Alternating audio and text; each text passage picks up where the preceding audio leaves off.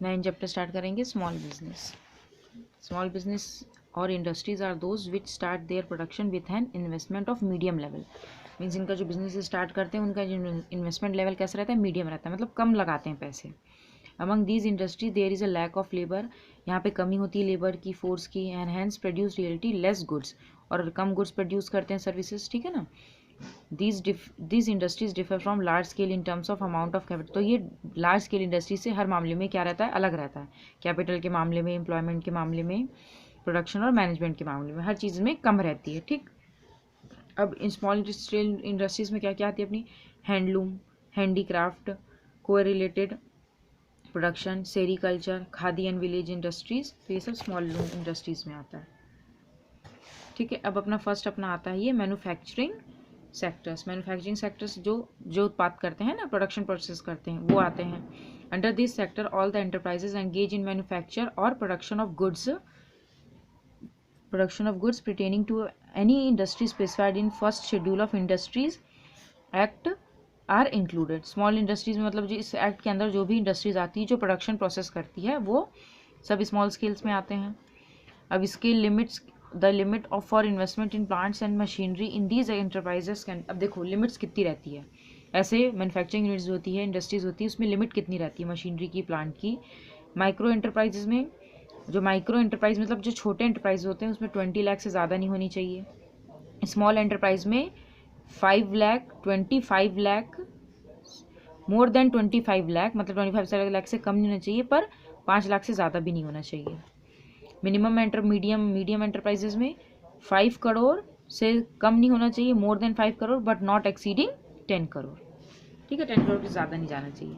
अब service sectors आते हैं, ये तो मैन्युफैक्चरिंग यूनिट्स होगा जो गुड्स मैन्युफैक्चर करते हैं। अब service provider units, the enterprise engage in providing और rendering business and services are also classified on this basis. Micro enterprises में 10 लाख से ज़्यादा नहीं होना चाहिए, स्मॉल एंटरप्राइजेस में 10 lakh but not exceeding 2 crore, और मीडियम में more than 2 crore but not exceeding 5 crore, ठीक है। अब इन्हें देखो, दो अपने पार्ट्स होते हैं, एक तो प्रोडक्शन और एक तो सर्विस प्रोवाइड करते हैं, वो तो गुड्स एंड सर्विसेज वाला। जिसमें अपने 3 आते हैं, स्मॉल, माइक्रो मतलब एकदम छोटा, फिर स्मॉल, फिर मीडियम। उस तरह सर्विस का भी सेम है, स्मॉल है, माइक्रो, स्मॉल, मीडियम। अब कैरेक्टरिस्टिक्स क्या होते हैं स्मॉल एंटरप्राइजेस के, स्मॉल बिजनेस एंटरप्राइज रिक्वायर्ड, अब देखो इसमें लेस अमाउंट ऑफ कैपिटल की जरूरत पड़ती है, owner himself is the manager, जो और इसका जो ओनर होता है, जो मालिक होता है, वही इसका मैनेजर होता है, क्योंकि छोटे स्केल पे रहता है तो ज़्यादा इसमें ज़रूरत पड़ती नहीं है और वो अकेले ही ऑपरेट कर लेता है। और ये लोकल और रीजनल मार्केट्स में इसकी ज़्यादा डिमांड रहती है, मतलब जो छोटा अपना एंटरप्राइज रहता है वो इंटरनेशनल नहीं बोल सकते, लोकल मार्केट्स है, रीजनल मार्केट्स है, वहाँ पे रहता है, ठीक है ना, मतलब छोटे एरिया को कवर करता है। बोथ मैन्युफैक्चरिंग और सर्विस दोनों ऑपरेट करते हैं, ठीक है ना, आज समझ में। अब नेक्स्ट अपना ऑब्जेक्टिव्स क्या होते हैं स्मॉल स्केल के, to utilize natural resource optimum level पे यूटिलाइज कर लेते हैं नेचुरल रिसोर्सेज को। फिर क्या है, to solve the problem of unemployment, जैसे छोटे मोटे बैकवर्ड एरियाज हैं, अनएम्प्लॉयमेंट की प्रॉब्लम है, तो छोटा मोटा अपन ऐसे ही खोल के अनएम्प्लॉयमेंट की अपॉर्चुनिटीज़ प्रोवाइड कर सकते हैं, लेबर दे सकते हैं। To promote industrial decentralization should to achieve economic growth and balance regional development. अब जैसे कहीं पे भी डेवलपमेंट नहीं होता, कोई एरिया ऐसे होते हैं, तो वहाँ पे आप इंडस्ट्री, छोटी मोटी इंडस्ट्रीज खोल के वहाँ का डेवलपमेंट कर सकते हैं ना, जिससे कि बैलेंस आता है रीजन डेवलपमेंट में, इस तरीके से, ठीक है। फिर क्या, to create the feeling of simple living high thinking, simple living और हाई थिंकिंग की ह्यूमन वैल्यूज़ में फीलिंग्स ला के ये करते हैं, ठीक है ना। अब यहाँ पे अपना है importance of small business enterprise in development rural India. जो रूरल इंडिया है, जो बैकवर्ड इंडिया है, मतलब बैकवर्ड एरियाज हैं, वहाँ पे स्मॉल इस बिजनेस का क्या महत्व है, ठीक है ना, क्या इंपॉर्टेंस है। सबसे पहले जनरेशन ऑफ एम्प्लॉयमेंट, सबसे पहले क्या करता है, एम्प्लॉयमेंट जनरेट करके देता है। बैकवर्ड और एरियाज़ में क्या इतने ज़्यादा एजुकेटेड लोग नहीं रहते हैं, तो उनको एम्प्लॉयमेंट अपॉर्चुनिटीज़ प्रोवाइड करता है, क्योंकि वहाँ जाके अपना यूनिट सेट करते हैं, तो लोग वहाँ पे आते हैं और एम्प्लॉयमेंट मतलब काम करते हैं। प्रॉपर यूटिलाइजेशन ऑफ रिसोर्सेज, जो भी रिसोर्सेज है, रॉ मटेरियल्स है, लोकल रॉ मटेरियल्स है, मैन पावर है, उन्हीं को अच्छी तरीके से यूज़ कर लेता है, ज़्यादा दूर से लाने की ज़रूरत नहीं पड़ती है। Supplementary to large scale industries, और ये जो स्मॉल स्केल इंडस्ट्रीज रहती हैं वो क्या करती हैं, एक सप्लीमेंट्री की तरह काम करती हैं लार्ज स्केल इंडस्ट्रीज को। जैसे कुछ छोटे मोटे सामान बनाने हैं, जैसे तो जैसे अपन ये मान के चलते हैं, जैसे एक छोटी मोटी धागा इंडस्ट्री है जो मतलब धागा बनाती है, ठीक है ना, कॉटन से थ्रेड बनाने का काम करती है, तो ये स्मॉल इंडस्ट्री से थ्रेड बनाती है। अब उसी थ्रेड को वो बड़ी इंडस्ट्रीज़ में, सब टेक्सटाइल इंडस्ट्रीज़ में सप्लाई करती है ना, और उस थ्रेड से फिर कपड़े बनाते हैं, तो एक सप्लीमेंट की तरह काम करे लार्ज स्केल के लिए। फिर है डिसेंट्रलाइजेशन ऑफ इकोनॉमिक पावर। अब इकोनॉमिक पावर क्या है, हर जगह थोड़ी थोड़ी बढ़ती जा रही, तो डिसेंट्रलाइज हो रही है, ठीक है ना। मतलब इससे क्या होगा, बैलेंस आएगा। रिमोट एरियाज हैं, बैकवर्ड एरियाज हैं, वहाँ पे भी थोड़ी पावर बढ़ेगी, ठीक है। ये है अपना। फिर नेक्स्ट है provide opportunities for entrepreneurship. Entrepreneurship मतलब उद्यमी, मतलब अपना खुद का उद्यमी बनो, अपने छोटे छोटे बिजनेस यूनिट स्टैब्लिश करो, तो एंटरप्रेन्योरशिप की अपॉर्चुनिटीज़ देता है। आप में बिजनेस करने की खूबी है, कुछ उत्पादन करने की खूबी है, तो आपको, आपके पास स्किल है, टैलेंट है, तो इससे आपको अपॉर्चुनिटी मिलती है। Low cost of production, production में ज़्यादा कॉस्ट की ज़रूरत नहीं पड़ती, लो कॉस्ट में आपको प्रोडक्शन हो जाता है ना। चीप रिसोर्सेज की ज़रूरत पड़ती है आपको, तो इससे आप इजीली प्रोडक्शन कर सकते हैं। Maintaining goods personal relationship. अब बस 5 पॉइंट्स काफ़ी, उतने रहने दो। अब अपने आता है इसके अंदर में कॉटेज और विलेज इंडस्ट्रीज। कॉटेज इंडस्ट्रीज क्या होते हैं? Cottage industries are those industries where in the production of goods and services is done in homes of the artisan. मतलब जो भी प्रोडक्शन होता है गुड्स एंड सर्विसेज का, वो लोग अपने घर ही में ही करते हैं, घरों में करते हैं, आर्टिजन्स बोलते हैं। And not in any factory premises, मतलब घर से ही काम करते हैं, वो घर पे ही गुड्स बनाते हैं, जो भी बनता है अपना।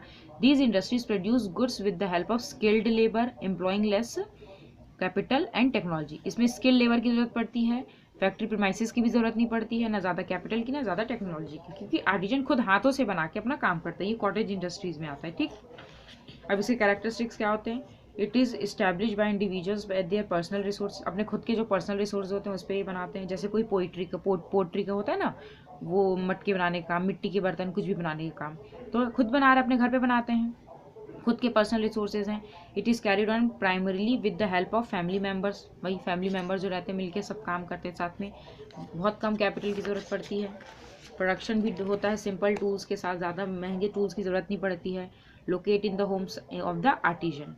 Handicrafts and artistic goods are produce with local technology. अब विलेज इंडस्ट्रीज़ क्या होते हैं? All those industries which are establish in rural area and where production of goods are rendering of service is done without the use of power comes under the category of village industry। Means वो industries जो एक rural area में set है, जहाँ पे production और service rendering का काम होता है और जहाँ पे पावर की ज़रूरत नहीं पड़ती है, ठीक है ना, उसको बोला जाता है विलेज इंडस्ट्रीज। अब इसकी हैं दिया time to time that not more than 50,000 as per receive information set state village in. बस यहीं तक करो, काफ़ी है। अब आप डिफरेंस देखो स्मॉल स्केल इंडस्ट्रीज और कॉटेज इंडस्ट्रीज में क्या डिफरेंस है। स्केल में क्या देखा जाएगा, ये लार्ज स्केल में ऑपरेट करता है, ये स्मॉल स्केल में ऑपरेट करती है, क्योंकि लोग अपने घरों से ही काम करते हैं। लोकेटेड इन होम्स, ये कहाँ पे, ये घरों से नहीं रहता, ये एक पर्टिकुलर जगह पे रहता है, एक प्लेस में रहता है, वहाँ पे यहाँ पे काम चलता है, ये घरों से काम कर सकते हैं ना, located at Holmes. Uses of technology में, इसमें न्यू टेक्नोलॉजी की ज़रूरत पड़ती है, इसमें स्किल्ड लेबर की ज़रूरत पड़ती है, और सिंपल टूल्स की टेक्नोलॉजी की ज़रूरत नहीं पड़ती है। कैपिटल इन्वेस्टमेंट में, इसमें नॉर्मल अमाउंट, मतलब ज़्यादा भी नहीं पर अमाउंट लगता है, नॉर्मल अमाउंट, इसमें बहुत कम अमाउंट लगता है, little amount. Use of power में, machines run by power, power मतलब बिजली, इलेक्ट्रिसिटी, जो भी फ्यूल्स है उससे, इसमें ज़रूरत पड़ती है, इसमें ज़रूरत नहीं पड़ती, पड़ती भी तो बहुत कम पड़ती है। अब प्रॉब्लम्स क्या होते हैं स्मॉल स्केल बिजनेस में? फर्स्ट अपना आता है लैक ऑफ सफिशिएंट फाइनेंस। अब देखो स्मॉल स्केल है, ज़्यादा लोग हैं नहीं, तो कैपिटल फाइनेंस पैसों भी कम ही होगा, क्योंकि लिमिटेड है स्कोप, इसका सीमित है एक जगह तक, इसलिए ज़्यादा मार्केट अपॉर्चुनिटीज़ नहीं मिलती, जिससे क्या होता है फाइनेंस बहुत कम रहता है। Lack of raw materials, raw materials की भी कमी रहती है। अब इनके पास ज़्यादा पैसे नहीं है, तो वो ज़्यादा रॉ मटेरियल्स भी नहीं ला पाते हैं, जिस वजह से इनके जो भी गुड्स ये बेचते हैं वो हाई प्राइस में बेचते हैं, क्योंकि रिसोर्सेज की कमी है, इस वजह से। Problem of labour, skilled labour ढूंढने में दिक्कत होती है, ठीक है ना। लो वेजेस पे, लोग कम रेट पे काम नहीं करना चाहते हैं। बस जब देखो हर चीज़ स्मॉल स्केल बिजनेस है, तो हर चीज़ इसमें कम है, प्रॉफिट कम है, बनाना कम है, बेचना कम है ना, तो हर चीज़ कम है, तो लेबर को वेजेस भी कम देंगे और लेबर की ज़रूरत नहीं पड़ती, ये दिक्कत होती है। मार्केटिंग में प्रॉब्लम होती है। देखो किसी भी गुड्स को बना के मार्केटिंग करना बहुत ज़रूरी होता है, जब तक आप मार्केटिंग नहीं करोगे पता नहीं चलेगा आपको क्या दे रहे हो, है ना। These industries have to depend on the in middle man and the broker for their. अब इनको बारे में तो कोई जानता नहीं है, तो ये किस पे डिपेंड करते हैं? जो ब्रोकर होते हैं, मिडिल मैन होते हैं, उन पे डिपेंड करते हैं, ठीक। लो क्वालिटी गुड्स बनते हैं, तो ये इनके प्रॉब्लम्स होते हैं स्मॉल स्केल बिजनेस के। Government assistant to small scale industry. अब गवर्नमेंट ने क्या असिस्टेंस, क्या थोड़ा मतलब उनको फ़ायदा दिया है, मतलब जिससे कि स्मॉल स्केल इंडस्ट्रीज़ का थोड़ा ग्रोथ हो, ठीक। फर्स्ट अपना है National Bank of Agriculture and Rural Development NABARD। इसमें क्या होता है, NABARD was setup in 1982 to promote integrated rural development. ये क्यों सेटअप किया गया था, ताकि रूरल डेवलपमेंट हो। It has been adopted a multipurpose strategy for the promotion of rural business enterprise in the country. इससे इनने ये स्ट्रेटेजी बनाई थी कि एंटरप्राइजेस का सेटअप हो रूरल एरियाज में, है ना। अब अपना नेक्स्ट अपना RSBDC है, the rural small business development centre. It is the first of its kind setup by the world association for small and medium enterprise. ये स्मॉल और मीडियम एंटरप्राइजेस के लिए सेट किया गया। It works for the benefit of socially and economically disadvantages individual. Next है अपना small industry development Bank of India. मतलब ये उनको अपॉर्चुनिटीज़ प्रोवाइड करते हैं, उनको पैसे देते हैं, जो भी ज़रूरत रहती है वो प्रोवाइड करते हैं गवर्नमेंट द्वारा, जिससे कि डेवलप हो ज़्यादा। Small Industries Development Bank of India was set to provide direct and indirect financial assistance, मतलब पैसों की मदद देने के लिए। नेशनल स्मॉल इंडस्ट्रीज कॉरपोरेशन है, supply machines of hire purchase system, supply and distributive raw materials, ये सब हेल्प करते हैं, ठीक है। Special financial assistance to industries in rural backward और हिली एरियाज। ये तो अपने स्मॉल स्केल बिजनेस यूनिट्स के थे, है ना। अब ने यहाँ पे दिया है रूरल और बैकवर्ड एरियाज, हिली एरियाज में कैसे देते हैं। To the employment opportunity should be enhance in backward areas, उनकी एम्प्लॉयमेंट अपॉर्चुनिटीज़ को बढ़ाया जाता है। To develop local capabilities to distribute equally the income and wealth, हर चीज़ को बराबर करते हैं, ठीक है ना। To develop backward to make available of lands. अब इसमें क्या करती है, to make available lands for industries in their areas to at cheaper rate. मतलब जो इंडस्ट्रीज को कम रेट में वहाँ पे ज़मीन दिला देते हैं ताकि अपना बिजनेस सेटअप करें, ठीक है। To offer several incentives for the development of infrastructure, और इंफ्रास्ट्रक्चर बनाने के लिए भी उनको कई सारे इंसेंटिव्स दिए जाते हैं। To provide finance facility in these areas at cheaper rate, और फाइनेंस फैसिलिटी प्रोवाइड करेंगे तो कम रेट पे, ठीक। अब फ्यूचर, अब स्मॉल स्केल इंडस्ट्रीज का क्या फ्यूचर है। Indian economics incorporated with the world economy since globalization. India become the founder member of the World Trade Organization WTO। It founds, यहाँ से देखो, small business needs to grow in their full capacities as per the demand of the time. To survive in this changing world and face such a stiff competition, industrial development cannot be overseen. The government should also come forward with new proposals to develop small businesses. फिर क्या है, for this they have to resolve their problems in a specified manner and need to have a bold outlook. अब यहाँ पे meaning दिया है, meaning and definition of entrepreneurship. Entrepreneurship ये आप जरूर करना, क्या मीनिंग और डेफिनेशन होता है। फर्स्ट क्या है, एंटरप्रेन्योरशिप लाइक में other economic concept has long been debated, it has been used in various ways. इसका आप यहाँ से करना, एंटरप्रेन्योरशिप यहाँ से करो, ये वाला ये ठीक नहीं है। Entrepreneurship is the process of setting up one's owns business and the process who set up his business is called a entrepreneur. Entrepreneur मतलब खुद की एक बिजनेस शुरू करना।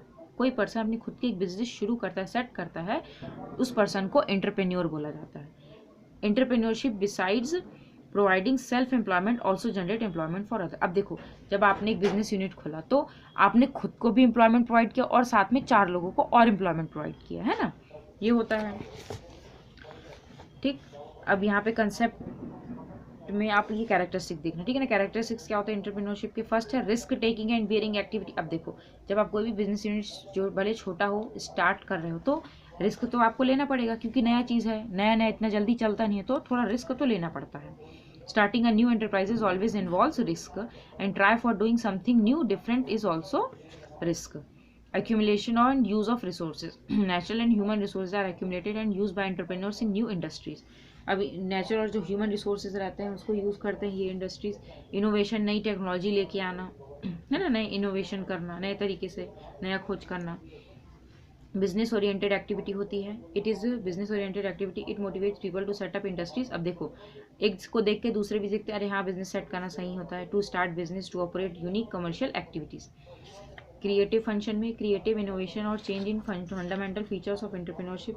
क्रिएटिव फंक्शन है क्योंकि देखो हर बार वो इनोवेशन करता है, चेंज करता है, जिससे क्या रहता है उसके एंटरप्रेन्योरशिप स्किल्स और बढ़ती हैं।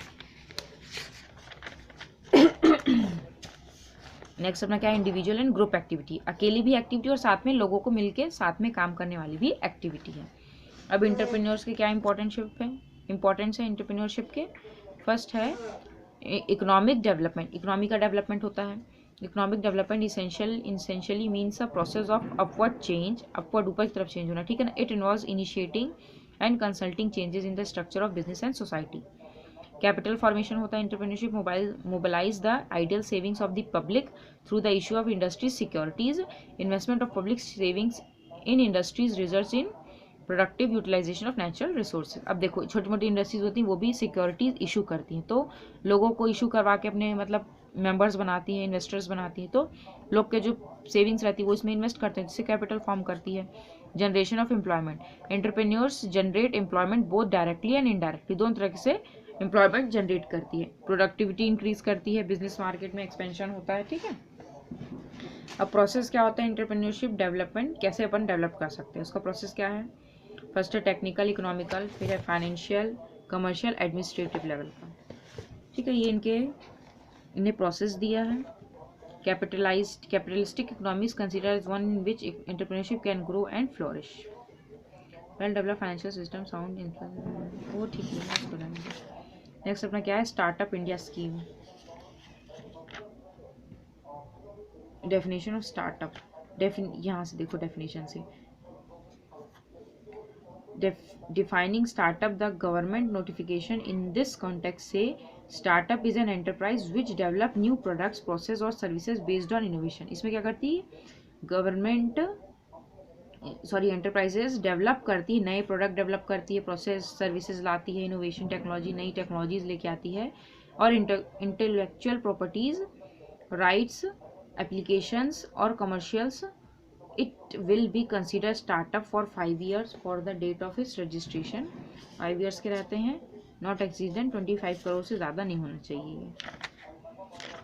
अब इसके कैरेक्टरिस्टिक्स क्या होते हैं स्टार्टअप स्कीम के। Startup includes a platform where the youth full of energies and willingly to experiment can do something new. अब इसमें क्या रहता है स्टार्टअप, उसमें यूथफुल जो रहते हैं, नए युवा होते हैं, उनको उनकी एनर्जीज और उनके जो विलिंग्स रहते हैं कुछ नया करने की, एक्सपेरिमेंट करने की, उसको ये सराहता है, ठीक है ना। मतलब उनको अपॉर्चुनिटीज, उनको प्लेटफॉर्म प्रोवाइड करता है। This schemes give youth the freedom to take innovation, उनको फ्रीडम देता है कि आप नई इनोवेशन कीजिए न्यू लेवल पे।